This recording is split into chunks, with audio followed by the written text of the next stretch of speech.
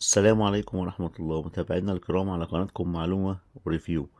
كل عام وانتم بخير بمناسبة عيد الأضحى المبارك، أعداء الله علينا وعليكم باليمن والبركات. عيد سعيد عليكم وعلينا بإذن الله. النهاردة احنا في أول أيام العيد، حوالي الساعة 5:30 بعد العصر.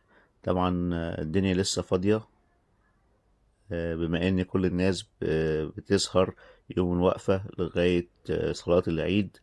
بعد كده بيبتدوا يجهزوا الأضاحي بتاعتهم عشان يضحوا بيها. آه، زي ما احنا شايفين الشوارع لسه فاضية مع ان الساعة 5:30 العصر. فاهمني؟ يعني إلى حد ما لسه برضو ايه، أول يوم بيبقى الناس مريحة، يبتدوا ينزلوا من تاني يوم. طبعا اسكندرية فيها فسح كتير زي المنتزه أو النزهة، أو بقى المولات والسينمات. زي مثلا الناس ممكن تروح جرين بلازا في سموحة، سان ستيفانو. هنعدي برضو على سان ستيفانو واحنا ماشيين دلوقتي. بس لسه النهاردة الناس مريحة. طبعا بيبتدوا ينزلوا من بقى من تاني يوم أو أول يوم بقى بالليل في السهرات بالليل. سينمات، كافيهات، الكلام ده. عندنا برضو الشواطئ. بما ان احنا طبعا دلوقتي في فصل الصيف، ومعظم الامتحانات خلصت، ما عدا يعني لسه الثانوية العامة بقى، ربنا معاهم ويعينهم بإذن الله. دعواتكم ليهم.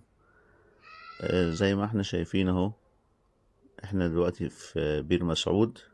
عندنا برضو الشواطئ من أول المنتزه لغاية سيدي بشر. تمام. ففي فسح ياما في اسكندرية. القلعة مثلا، المتحف اليوناني، في الأحياء المائية، في حاجات كتيرة في اسكندرية. في طبعا كارفور، الناس بتحب تروح مثلا سينمات. في سينمات طبعا في وسط البلد، زي مترو، أمير، سينما في الريال، وراديو، رينيسانس. طبعا محطة الرمل من الأماكن المشهورة في الفسح، اللي احنا كلنا اتربينا عليها من احنا صغيرين يعني. كنا بنروح محطة الرمل، بنقضي اليوم في محطة الرمل في الفسح. عندنا برضو كان في فشار جوجو في محطة الرمل نفسها. في أماكن كتيرة يعني، بس كانت أشهر أماكن الفسح في اسكندرية كانت هي محطة الرمل. طبعا كل الإسكندرانية ليهم ذكريات مع محطة الرمل، في السينمات وفي بياكلوا مثلا فول وفلافل من عند محمد أحمد، بيتفسحوا، بيركبوا الترام. اسكندرية ليها بريق خاص كده وليها سحر خاص. تقدروا تعملوا حاجات كتيرة في اسكندرية.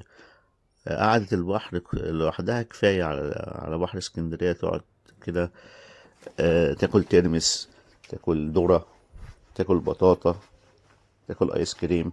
اسكندرية فيها حاجات كتير. تقدر برضو تتمشى على البحر.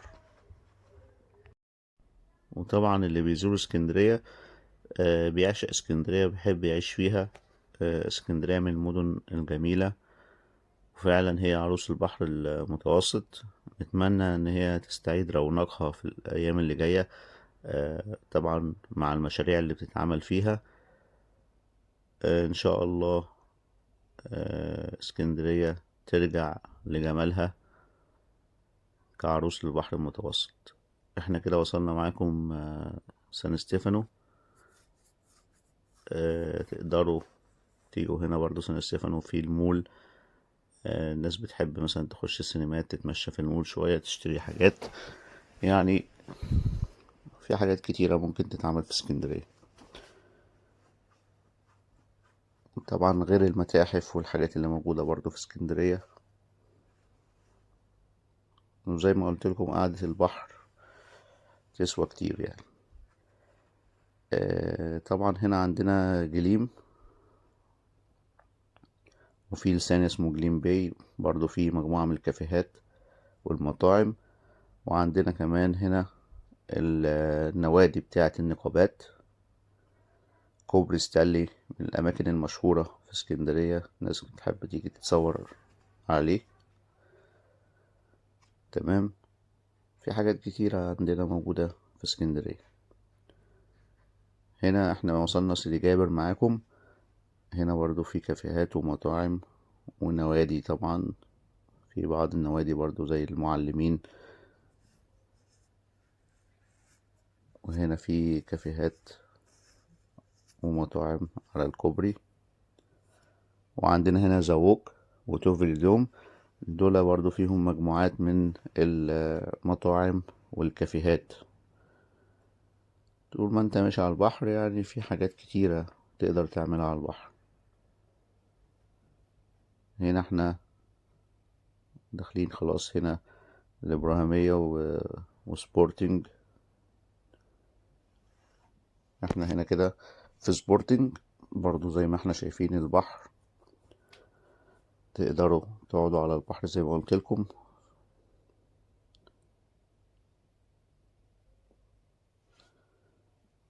وادي اهو عندنا كمان مكتبة اسكندرية من المنارات، من منارات العلم.